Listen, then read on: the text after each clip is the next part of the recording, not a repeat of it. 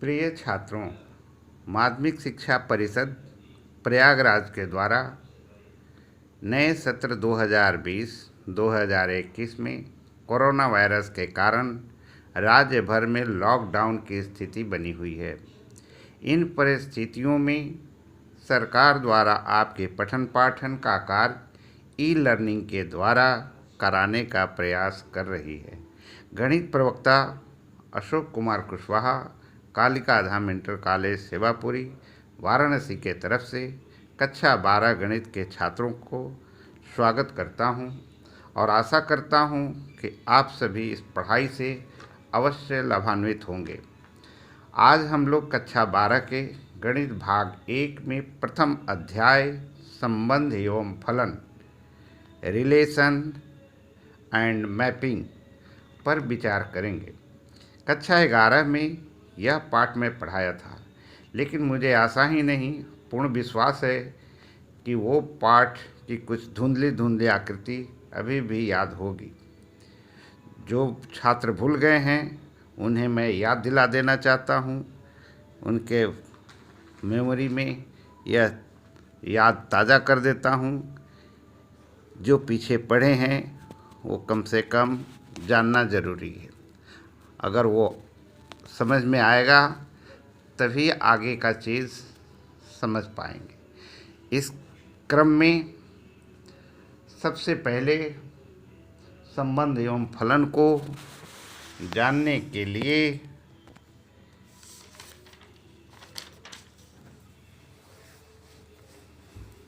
क्रमित युग्म जिसे ordered pair कहा जाता है। क्रमित युग्म एक अवयव होता है। इसमें दो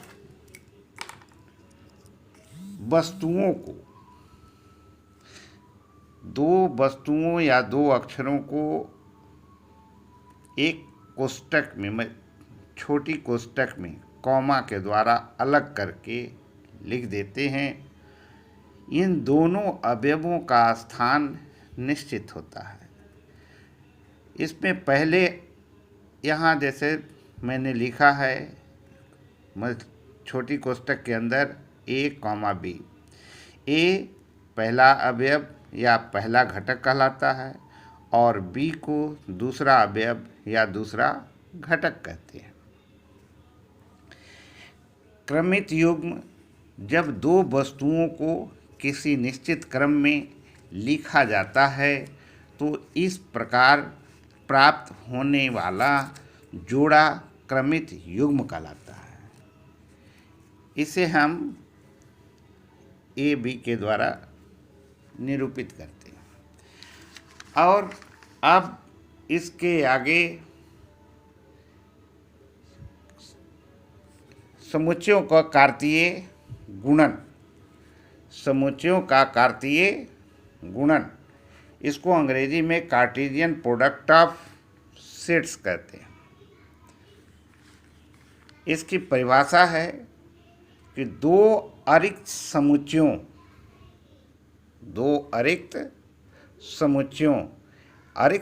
का मतलब नॉन एम्प्टी सेट।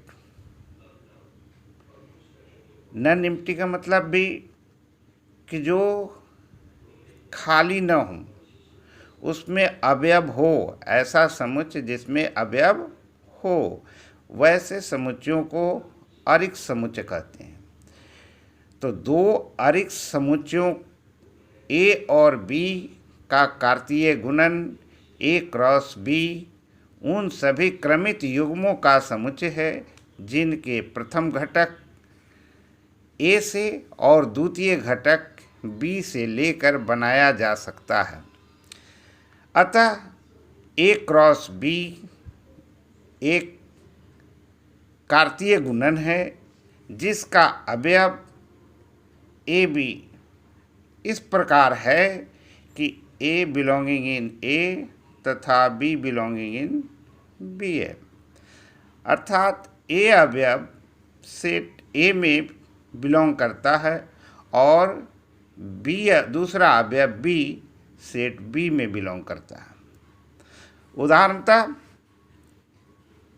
यहाँ मैंने एक सेट लिया ए, जिसके अवयव हैं ए एक्स पी, और दूसरा सेट बी लिया जिसके अवयव हैं बी और वाई। इसको पिक्टोरियल ग्राफ के द्वारा दिखाया जाए, यानी चित्रीय आलेख के द्वारा दिखाया जाए, तो इसमें यह जो है यह एक सेट ए है, इसके अंदर अवयव ए एक्स पी दिखाई दे रहा है। दूसरा सेट बी है जिसके अवयव बी और वाई दिखाई दे रहे हैं। अब हमें ए क्रॉस बी अगर निकालना है तो ए क्रॉस बी निकालने के लिए ए के प्रत्येक अवयवों को बी के प्रत्येक अवयवों के साथ एक क्रमित युग्म बनाते हुए अवयवों को कॉमा से अलग करके कोष्ठक में लिख देते हैं, मझली कोष्ठक में बंद कर देते हैं। ये सारे अवयव ए क्रॉस बी के अवयव होंगे। जैसे सबसे पहले लिखने के लिए इस अवयव ए को बी के साथ लिखेंगे तो यह अवयव होगा ए बी। दूसरा अवयव हो गया ए को वाई के साथ लिखेंगे तो दूसरा अवयव बन गया ए वाई। इसी तरह से दूसरा अवयव ए का दूसरा अवयव एक्स को लेंगे तो बी के दूसरा अवयव एक्स बी होगा और दूसरा होगा एक्स वाई। इसी तरह से ए का तीसरा अवयव पी है तो पी को एक बार बी के साथ और पी को एक बार वाई के साथ लिखना होगा। तो ये हो गया पी बी और दूसरा हो गया पी वाई। ए क्रॉस बी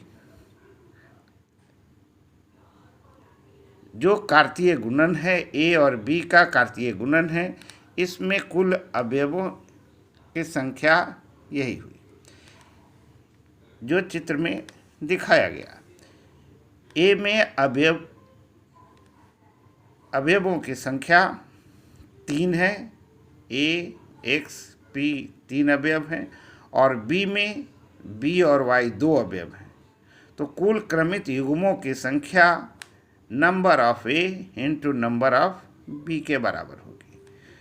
इसको गुना करेंगे तो 3 दूनी 6, कुल अवयव 6 होंगे। इसमें पहला अवयव ए बी, दूसरा अवयव ए वाई, तीसरा हो गया एक्स बी, चौथा हो गया एक्स वाई, पांचवा हो गया पी बी और छठा हो गया पी वाई। इस तरह से ए क्रॉस बी के कुल 6 सदस्य होंगे और ए क्रॉस बी यानी ए का बी से कार्तीय गुणन को इसी प्रकार निरूपित करेंगे। अब नोट में कुछ बातें ध्यान दीजिए कि यदि दो क्रमित युग्म बराबर हों अर्थात बराबर होंगे तो उनके पहले अवयव के बराबर और दूसरा अवयव दूसरे अवयव के बराबर होता है। अर्थात यहाँ x1 y1 और x2 y2 दो अवयव हैं जो आपस में बराबर हैं, तो पहला अवयव x1 x2 के बराबर होंगे तथा दूसरा अवयव y1 इसके दूसरे अवयव y2 के बराबर होगा, इसलिए y1 बराबर y2। इसके बाद दूसरी बात इसमें ध्यान देने योग्य है कि a क्रॉस b जो निकाला गया है उसी तरह से b क्रॉस a भी निकाला जाए। तो b क्रॉस a निकालेंगे तो इसमें प्रथम अवयव b का अवयव होगा और दूसरा अवयव a का अवयव होगा। तो इस तरह से a क्रॉस b अगर निकाला जाए और b क्रॉस a निकाला जाए तो सामान्यतः a एक दूसरे के बराबर नहीं होते हैं। तीसरा, इसमें a क्रॉस b यानी कि कार्तीय गुणन में अवयवों की संख्या निकालने के लिए है कि नंबर ऑफ a बराबर p है और नंबर ऑफ b बराबर q है। तो number of a cross b बराबर p इंटू q होगा। अर्थात a क्रॉस b में कुल संबंधों की संख्या 2 के पावर PQ होगी। ऊपर के उदाहरण में नंबर ऑफ A बराबर P बराबर 3, जिसमें A में 3 अवयव हैं तो नंबर ऑफ A बराबर 3, तो P बराबर 3। नंबर ऑफ B में अवयव हैं 2, B और Y, तो नंबर ऑफ B बराबर Q बराबर 2। इसलिए number of A cross B में बराबर कितना हो जाएगा, P इंटू Q, अर्थात 3 गुने 2 बराबर 6 अवयव। चौथी कंडीशन यह है कि यदि A और B अरिक्त समुच्चय हैं और A और B में से कोई अपरिमित समुच्चय है तो A क्रॉस B भी अपरिमित समुच्चय होगा। क्योंकि किसी भी एक अवयव में अवयवों की संख्या अपरिमित हो जाएगी तो अपरिमित को परिमित से गुना करने के बाद कुल जो संख्या मिलेगी वह अपरिमित हो जाएगी, इसलिए A क्रॉस B भी अपरिमित समुच्चय होगा।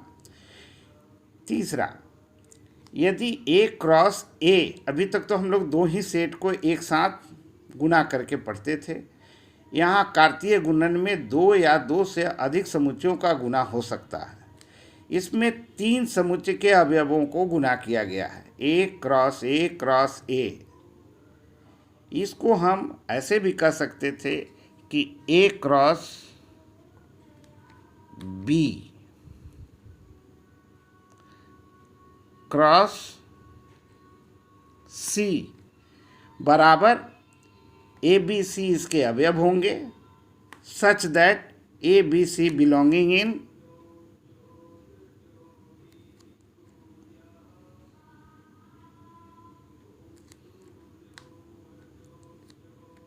A belonging in A, B belonging in B और C बिलोंगिंग इन C। इस तरह से ये तीनों अवयव अलग सेट के होंगे। पहला अवयव पहले सेट से, दूसरा अवयव दूसरे सेट से, तीसरा अवयव तीसरे सेट से। यहाँ ABC को क्रमित त्रिक कहलाता है। यहाँ ABC को एक क्रमित त्रिक कहलाता है।